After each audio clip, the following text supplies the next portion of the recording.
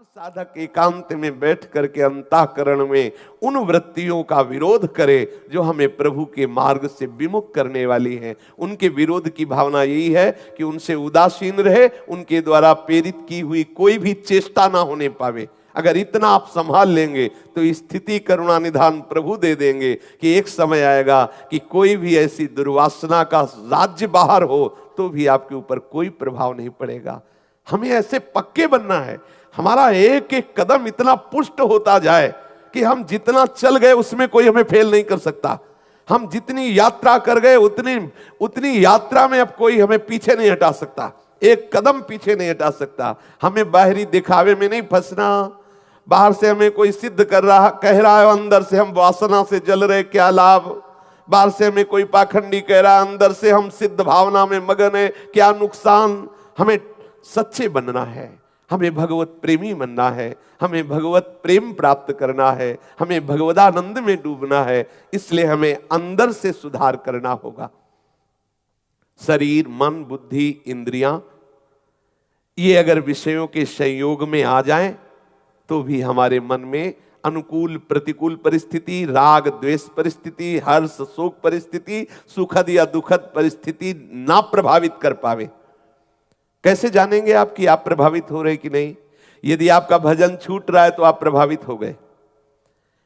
आपका भजन छूट रहा है, आप प्रभावित हो गए। और आपका भजन स्मरण एक तार चल रहा है, कैसी भी अनुकूल या प्रतिकूल परिस्थिति हुई, भजन नहीं टूटा तो आप जीत गए, आप बाजी जीत गए। ये आपको देखना होगा। यदि कहीं ऐसा है कि बाहरी संयोग है, चाहे वो अनुकूल हो या प्रतिकूल हो, उस संयोग, चाहे वो वस्तु का संयोग हो या किसी व्यक्ति का संयोग हो, बहुत ध्यान देने योग्य बात है। बाहर से किसी वस्तु व्यक्ति का संयोग हुआ, वो अनुकूल हुआ या प्रतिकूल हुआ, उस समय आपका भजन रुक गया, आप फेल हो गए। आप अगर दृढ़ता पूर्वक स्मरण करते रहे, भजन स्मरण आपका एक तार चलता रहा, आप जीत गए। आप ऐसी भूमिका में पहुंचेंगे कि फिर इनका कोई प्रभाव ही नहीं पड़ेगा। ये हृदय में बैठालने का विषय है। इतना हम सावधान, सेवा सुमिरन सावधान। कोई अनुकूल परिस्थिति या प्रतिकूल परिस्थिति, अनुकूल व्यक्ति या प्रतिकूल व्यक्ति, यहां तक कि अनुकूल वृत्ति या प्रतिकूल वृत्ति, बाहर या भीतर कैसी भी हो, हमारा एक तार स्मरण न टूटे, इसे पकड़ लो। बहुत कम समय में बहुत ऊंचाई की स्थिति प्राप्त हो जाएगी आपको। नहीं, यही हम फेल होते रहते हैं। हम उस वस्तु व्यक्ति से प्रभावित होकर स्मरण छोड़ दिया, मंत्र छूट गया। कई बार साधकों से अचानक जैसे पूछते कहां हो, जैसे समीप होते हैं तो अचानक प्रश्न कर देते हैं हम, कहां हो जी, मतलब नहीं, इस समय आप कहां हो, मंत्र चल रहा है, हाँ अब चलने लगे, बोले आप चल रहे, ऐसा उत्तर मिलता है। हाँ हाँ, अब मतलब अभी अभी आपने कहा तो चला, अभी तक कहां थे? ये प्रश्न अपने से करना चाहिए। कहां हो? थोड़ी थोड़ी देर में देखना चाहिए आप कहां हैं। आप नाम में हैं, रूप में हैं, प्रभु की लीला में है, प्रभु के धाम चिंतन में है। यदि इन चार से हट करके, यदि रसिक महापुरुषों में यदि अलग कहीं है तो फिर आप घाटे में हैं, आप अपने साथ धोखा कर रहे हैं, आप कुसंग कर रहे हैं। आप देख लीजिए, इसे एकांत वृत्ति से देख लीजिए। आप थोड़ी थोड़ी देर में अपने आप से प्रश्न करते रहिए, आप कहां हैं। अगर आप ठिकाने पे हैं तो बढ़िया है। ठाड़े बैठे परे उताना, कबीर कहे हम राहे ठिकाना। चलते फिरते, उठते बैठते, खाते पीते, सोते जागते, हंसते बोलते, व्यवहार में, एकांत में, हर समय हम अपने प्रीतम में, यह है ठिकाना हमारा। कभी हम प्रीतम के नाम में डूब रहे, कभी रूप में डूब रहे, कभी उनका कोई लीला का पद चल रहा, उसका चिंतन कर। अरे अद्भुत आनंद, काहे को फंस रहे हो? हर समय सावधान रहो। ये आप अपने से प्रश्न कीजिए, आप इस समय कहां हैं? आप किसी सेवा में हैं तो आप देखिए अंदर से कहां हैं। आप व्यवहार में हैं तो आप देखिए अंदर से कहां है। थोड़ी थोड़ी देर में आप अपने आप को देखते रहिए, आप कहां हैं। आप विजयी हो जाएंगे। घंटों निकल जाते हैं, आपको खुद पता नहीं कि आप कहां हैं। मन आपको ऐसे जाल में फंसा के टहलाता रहता है। आप कैसे साधक हैं? आप कैसे असावधान साधक हैं कि इतने मिनट हो गए आपको पता नहीं कि आप हैं कहां। चित्त अंदर जाल बुन रहा है और कहीं कुछ और चल रहा है। ऐसा नहीं होना चाहिए। हम लोग प्रेम मार्ग के पथिक हैं। हम प्रेम मार्ग के उपासक, हम कोई नौकरी नहीं कर रहे बाहरी, हमें अंतर से प्रेमी बनना है। तो हमें थोड़ी थोड़ी देर में अपने को झांक करके देखना है हम कहाँ हैं, ये पकड़ना बात। तभी आप परिपक्व महापुरुष के जो आदर्श सद्गुण हैं वो हृदय में धारण कर पाएंगे। आप कहाँ हैं, थोड़ी थोड़ी देर में आप देखिए आप कहाँ हैं। आप जब जगे तब कहाँ हैं, आप जब सो रहे हैं तो आप कहाँ सो रहे हैं, कहाँ शयन कर रहे हैं। जगह की नहीं पूछ रहा, अंदर की पूछ रहा है। हाँ जगह में तो आप कहेंगे कि अपने फ्लैट में हैं या अपने कमरे में है, नहीं हम ये नहीं पूछ रहे। आप जब शयन कर रहे हो तो आप कहाँ हो, प्यारे जू के चरणों में हो ना। आप जब जगे हो तो आपकी स्मृति में क्या आया, वही आपको परिचय बताएगा आप किस कोटि के साधक हैं। ये दो ऐसे समय हैं जिस समय असावधान स्थिति होती है, जब हमारी निद्रा आने को होती है या जब निद्रा खुलने को होती है। उस दो समय आप अपने को परीक्षा में लिख दिए। आप उसी समय देखिए कि आपका क्या चिंतन चला, जगते ही आपका क्या चिंतन चला, कुछ मिनट तक क्या चिंतन चलता रहा, वो आपकी स्थिति है। जब आप मूर्छावस्था को, नींद अवस्था को प्राप्त हो रहे हैं उस समय आप कहाँ हैं, जब आप चेतना को प्राप्त हो रहे उस समय आप कहाँ हैं, वो आपकी स्थिति होगी। क्योंकि वो चेष्टा नहीं है, वो स्थिति है। वही आपका परिचय बताएगी कि आप कितने उत्तम विचार वाले साधक हैं, आप किस कोटि के भजन करने वाले साधक हैं। यदि आपके शयन के समय केवल प्रिया प्रीतम है और जगने के समय प्रिया प्रीतम का चिंतन हो रहा, तो मध्य में जो भी कुछ गड़बड़ी हो ठीक हो जाएगी, आप चिंता ना करें। थोड़ी थोड़ी देर में आप जांचते रहें तो आप संग विवर्जिता रूप सद्गुण को प्राप्त हो जाएंगे।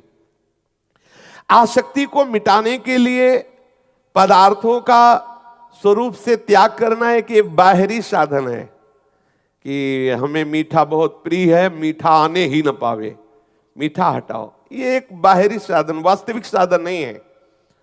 वास्तविक साधन है कि मीठा रखा हो और आपके अंदर रुचि न रह जाए। वास्तविक ये है।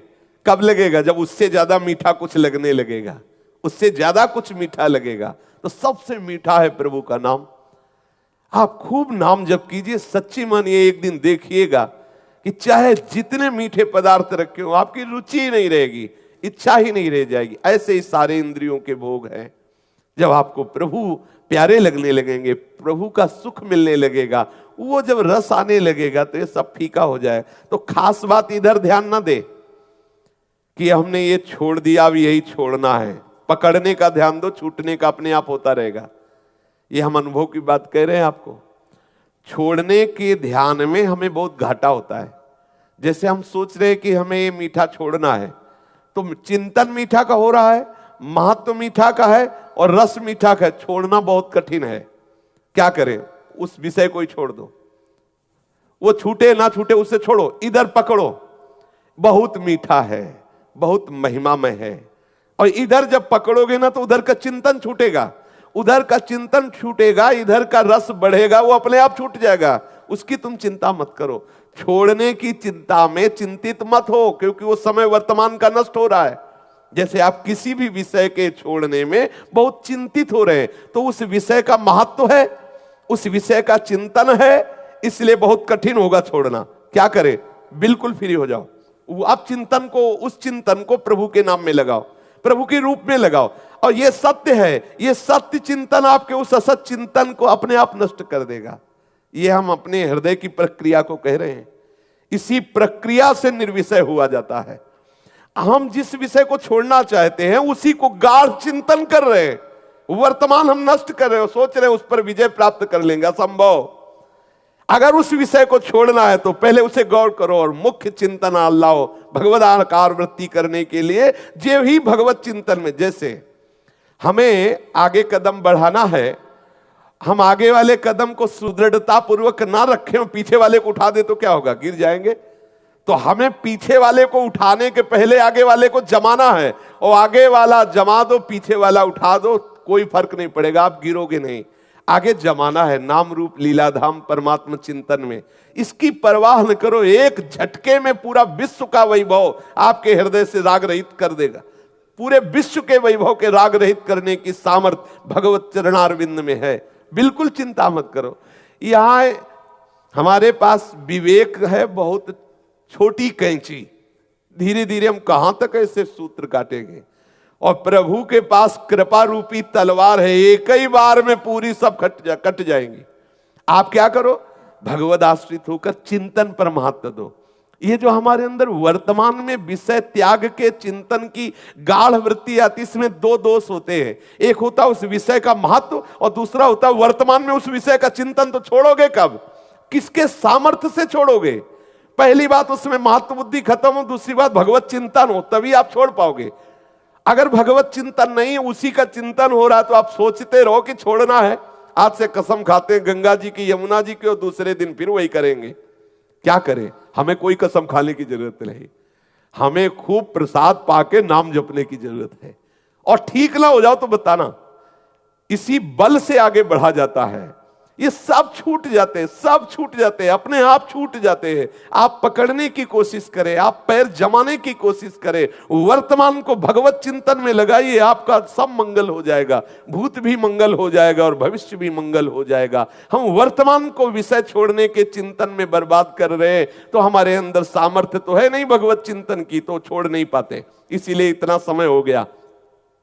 कम समय में ऊंचाई पर चढ़ने के लिए आपको सूत्र बता रहा हूं, ये हृदय की बात बता रहा हूं, इसी से परम शांति मिलती है।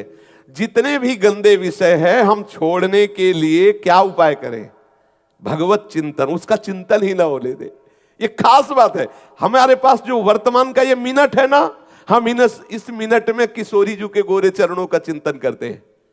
अब वो जो विषय चिंतन हमें बार बार फंसा रहा था ना, हम उसका महत्व खत्म कर देते। अब हम विजय की तरफ जा रहे हैं, और हम उसका महत्व रखे हुए हैं कि अरे ये छूट जाए तो हम प्रेम रस में जाएं। उसका चिंतन, उसके छोड़ने का चिंतन, उसकी महत्व बुद्धि वर्तमान में तो किसी भी तरह से सही, द्वेषात्मक ही सही हो, तो उसी विषय का चिंतन रहा है, नहीं छूट पाएगा। हमें भगवत चिंतन पर ध्यान देना है, तो हम संग विवर्जिता रूपी स्थिति को प्राप्त कर लेंगे। और आसक्ति सच्ची मानिए हमारी आत्मा से कभी किसी विषय की आसक्ति नहीं, क्योंकि सब आत्म स्वरूप है। जैसे हम कहते हैं हमारी ये विषय की आसक्ति है, तो वो मेरी आसक्ति नहीं है, वो इंद्रियों के संयोग जनित भ्रमात्मक आसक्ति है। क्योंकि जो हमारा स्वरूप है वो निर्मल है। कोई भी आसक्ति हमारे स्वरूप को ना कभी स्पर्श की है, ना भी कर रही है, ना आगे करेगी।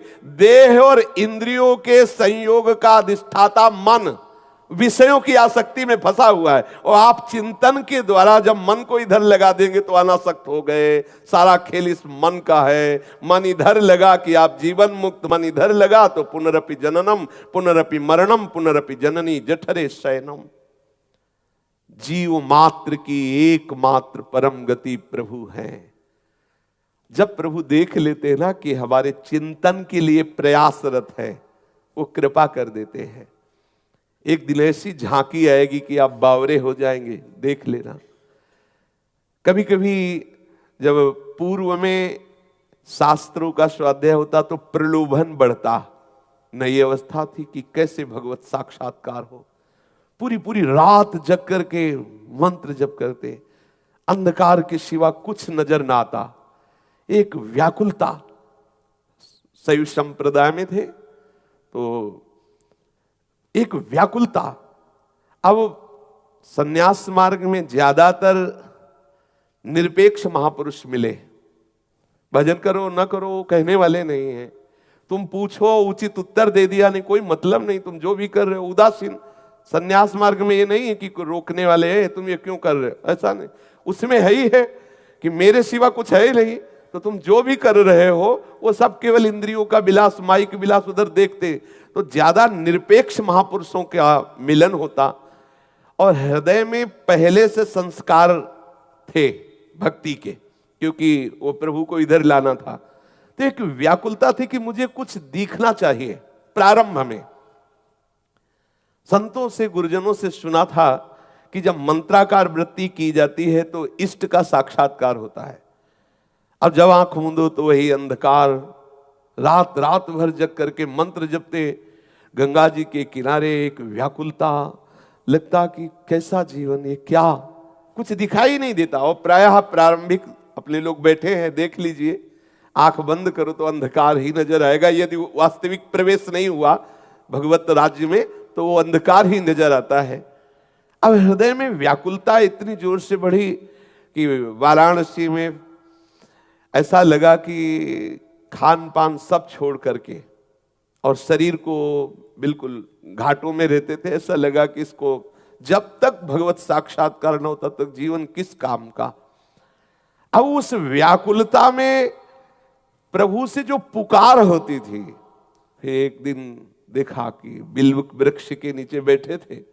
अच्छा, तो वो हमने देखा कि मेरे प्रयास में नहीं था, वो मेरे प्रयास में नहीं था, वो प्रभु ने देखा कि ये तड़प रहा है, ये चाहता है, तो उनकी कृपा से वो प्राप्त हुई। तो यहां कहने जीव के परम हितैषी प्रभु है। जब आप प्रभु के लिए थोड़ी विकलता धारण करेंगे वो आपको इतना दे देंगे, सच्ची मानिए वही देते हैं। साधन में इतनी सामर्थ्य नहीं है क्योंकि मन बुद्धि वहां पहुंच नहीं सकते, वो चिदानंद है।